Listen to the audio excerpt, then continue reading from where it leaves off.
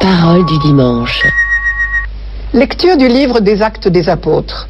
En ces jours-là, des gens venus de Judée à Antioche enseignaient les frères en disant « Si vous n'acceptez pas la circoncision selon la coutume qui vient de Moïse, vous ne pouvez pas être sauvés. » Cela provoqua un affrontement, ainsi qu'une vive discussion engagée par Paul et Barnabé contre ces gens-là.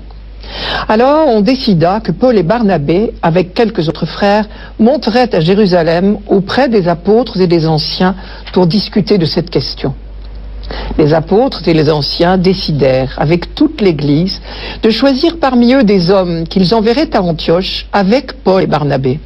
C'étaient des hommes qui avaient de l'autorité parmi les frères, Jude, appelé aussi Barsabas, et Silas. Voici ce qu'ils écrivirent de leurs mains.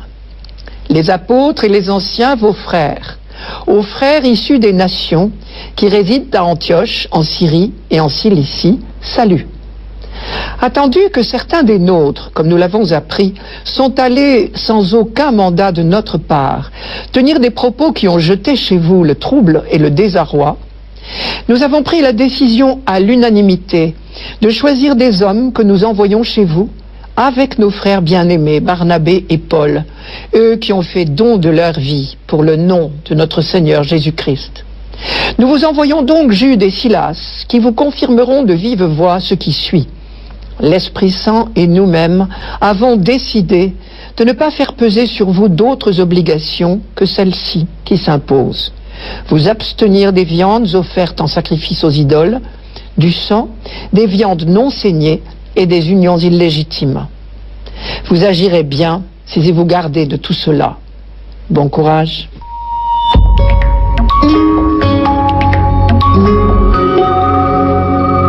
Ce que j'appelle le Concile de Jérusalem, c'est une réunion au sommet qui a été organisée pour résoudre une crise grave qui a empoisonné longtemps la vie des premières communautés chrétiennes. Dès le début, à Antioche de Syrie, il y a eu des chrétiens d'origine juive et des chrétiens d'origine païenne. Mais peu à peu, entre eux, la cohabitation est devenue de plus en plus difficile. Leurs modes de vie sont trop différents. Non seulement les chrétiens d'origine juive sont circoncis et considèrent comme des païens ceux qui ne le sont pas. Mais plus grave encore, tout les oppose dans la vie quotidienne à cause de toutes les pratiques juives auxquelles les chrétiens d'origine païenne n'ont aucune envie de s'astreindre. De nombreuses règles de purification, d'ablution et surtout des règles très strictes concernant la nourriture. Et voilà qu'un jour, des chrétiens d'origine juive sont venus tout exprès de Jérusalem pour envenimer la querelle, en expliquant qu'on ne doit admettre au baptême chrétien que des juifs. Concrètement, les païens donc sont priés de se faire juifs d'abord, circoncision comprise, avant de devenir chrétiens. Derrière cette querelle, il y a au moins 3 enjeux. Premièrement, faut-il viser l'uniformité pour vivre l'unité, la communion? Faut-il avoir les mêmes idées, les mêmes rites, les mêmes pratiques? Le deuxième enjeu est une question de fidélité. Tous ces chrétiens de toutes origines souhaitent rester fidèles à Jésus-Christ, c'est évident. Mais concrètement, en quoi consiste la fidélité à Jésus-Christ? Jésus-Christ lui-même était juif et circoncis. Cela veut-il dire que pour devenir chrétien, il faut d'abord devenir juif comme lui? Autre question de fidélité. Dieu a confié à Israël la mission d'être son témoin au milieu de l'humanité. Il faut donc faire partie d'Israël pour entrer dans la communauté chrétienne. C'est ce que j'appelle la logique de l'élection. Et conclusion, il faudrait être juif d'abord, avant de devenir chrétien. Concrètement, cela veut dire qu'on accepterait de baptiser des païens, mais à condition qu'ils adhèrent d'abord à la religion juive et qu'ils se fassent circoncire. Enfin, il y a un troisième enjeu, plus grave encore. Le salut est-il donné par Dieu sans condition, oui ou non? Dire, si vous ne recevez pas la circoncision, vous ne pouvez pas être sauvé, cela voudrait dire que Dieu lui-même ne peut pas sauver des non-juifs. Cela voudrait dire que c'est nous qui décidons à la place de Dieu qui peut ou ne peut pas être sauvé. Mais pourtant, Jésus lui-même a bien dit, celui qui croira et sera baptisé sera sauvé. Et c'est cet argument qui emporte tout. Cela veut dire que la logique de l'élection est dépassée. On est maintenant dans une nouvelle étape de l'histoire humaine. Le prophète Joël avait bien dit, toute chair verra le salut de Dieu, toute chair, c'est-à-dire tout homme, et pas seulement les Juifs. Concrètement, les apôtres prennent une double décision. Les chrétiens d'origine juive ne doivent pas imposer la circoncision et les pratiques juives aux chrétiens d'origine païenne. Mais de l'autre côté, les chrétiens d'origine païenne, par respect pour leurs frères d'origine juive, s'abstiendront de ce qui pourrait troubler la vie commune, en particulier pour les repas.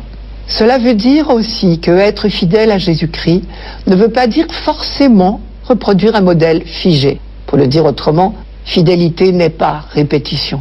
Quand on étudie l'histoire de l'Église, on est émerveillé justement de la faculté d'adaptation qu'elle a su déployer pour rester fidèle à son Seigneur à travers les fluctuations de l'histoire. Et enfin, il est très intéressant de remarquer qu'on impose à la communauté chrétienne que les règles qui permettent de maintenir la communion fraternelle. C'est certainement la meilleure manière d'être vraiment fidèle à Jésus-Christ.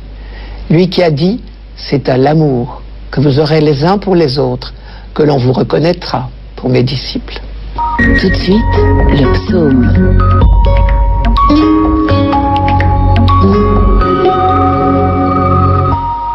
Psaume 66. Que les peuples, Dieu, te rendent grâce, qu'ils te rendent grâce tous ensemble.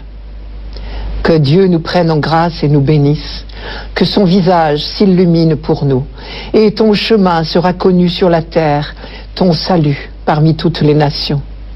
Que les nations chantent leur joie, car tu gouvernes le monde avec justice, tu gouvernes les peuples avec droiture. Sur la terre, tu conduis les nations. La terre a donné son fruit, Dieu, notre Dieu, nous bénit. Que Dieu nous bénisse et que la terre tout entière l'adore.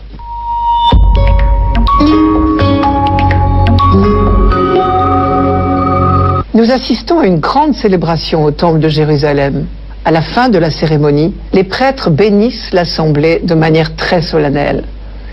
La première phrase de bénédiction des prêtres, que Dieu nous prenne en grâce et nous bénisse, que son visage s'illumine pour nous, reprend très exactement un texte célèbre du livre des Nombres. Je vous le cite. Le Seigneur dit à Moïse, « Voici comment Aaron et ses descendants béniront les fils d'Israël. Que le Seigneur te bénisse et te garde. Que le Seigneur fasse briller sur toi son visage, qu'il se penche vers toi. Que le Seigneur tourne vers toi son visage, qu'il t'apporte la paix. C'est ainsi que mon nom sera prononcé sur les fils d'Israël, et moi, je les bénirai. » Ce texte est la première lecture du 1er janvier de chaque année. Un 1er janvier, jour des vœux, c'est le texte idéal. On ne peut pas formuler de plus beaux vœux de bonheur. Et au fond, une bénédiction, c'est cela, des vœux de bonheur. J'ai dit vœux de bonheur, et effectivement, les bénédictions sont toujours des formules au subjonctif. Que Dieu vous bénisse, que Dieu vous garde. Cela me rappelle toujours une petite histoire qu'une jeune femme m'a racontée. Elle était malade à l'hôpital. Le dimanche, quand un prêtre ami est venu lui apporter la communion, il a accompli le rite comme il est prévu. Et donc, à la fin, il lui a dit « Que Dieu vous bénisse ». Et elle, sans réfléchir et sans se contenir, à l'hôpital, elle avait des excuses. Elle a répondu en riant « Mais qu'est-ce que vous voulez qu'il fasse d'autre ?» Bienheureuse spontanéité, notre petite dame, ce jour-là, a fait une grande découverte. C'est vrai, Dieu ne sait que nous bénir, que nous aimer, que nous combler à chaque instant. Et quand le prêtre dit que Dieu vous bénisse, cela ne veut évidemment pas dire que Dieu pourrait ne pas nous bénir. Le souhait, il est de notre côté, si j'ose dire. C'est-à-dire, ce qui est souhaité, c'est que nous entrions dans cette bénédiction de Dieu, qui, elle, est sans cesse offerte. Ou bien, quand le prêtre nous dit « Le Seigneur soit avec vous », c'est la même chose. Le Seigneur est toujours avec nous. Mais ce subjonctif « soit » dit notre liberté. C'est nous qui ne sommes pas toujours avec lui. De la même manière encore, quand le prêtre dit que Dieu vous pardonne, mais nous savons bien que Dieu nous pardonne sans cesse. À nous d'accueillir le pardon, d'entrer dans la réconciliation qu'il nous propose. Du côté de Dieu, si l'on peut dire, les vœux de bonheur à notre égard sont permanents. Vous connaissez la phrase de Jérémie ? « Moi, je sais les projets que j'ai formés à votre sujet, dit le Seigneur. Projets de prospérité et non de malheur. Je vais vous donner un avenir et une espérance. » Puisque Dieu est amour, toutes les pensées qu'il a sur nous ne sont que des vœux de bonheur, des promesses de bonheur. Autre piste pour comprendre ce qu'est une bénédiction au sens biblique, je reviens au texte du livre des Nombres que je lisais tout à l'heure et qui ressemble si fort à notre psaume d'aujourd'hui. Que le Seigneur te bénisse et te garde.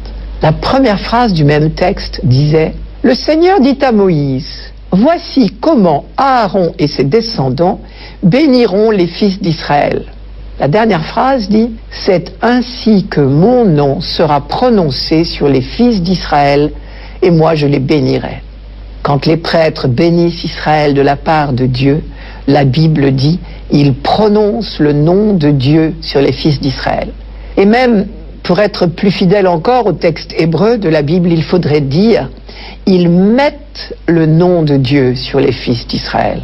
Cette expression « mettre le nom de Dieu sur les fils d'Israël » est aussi pour nous une définition du mot bénédiction. On sait bien que dans la Bible, le nom, c'est la personne. Donc, être mis sous le nom de Dieu, c'est être placé sous sa présence, sous sa protection, entrer dans sa présence, dans sa lumière, dans son amour. Encore une fois, tout cela nous est offert à chaque instant. Mais encore faut-il que nous y consentions. C'est comme un grand soleil d'été. Si l'on veut bronzer, encore faut-il s'y exposer. C'est pour cela que toute formule de bénédiction prévoit toujours la réponse des fidèles.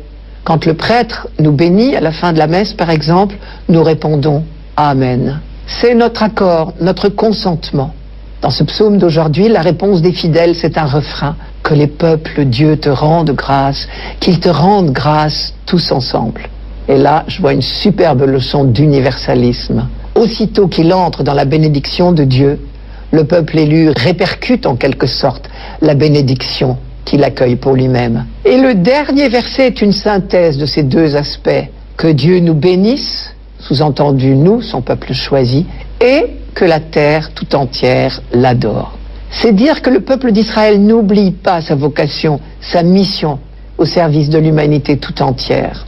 Il sait que de sa fidélité à la bénédiction reçue gratuitement, par choix de Dieu, dépend la découverte de l'amour et de la bénédiction de Dieu par l'humanité tout entière. Tout de suite, la deuxième lecture.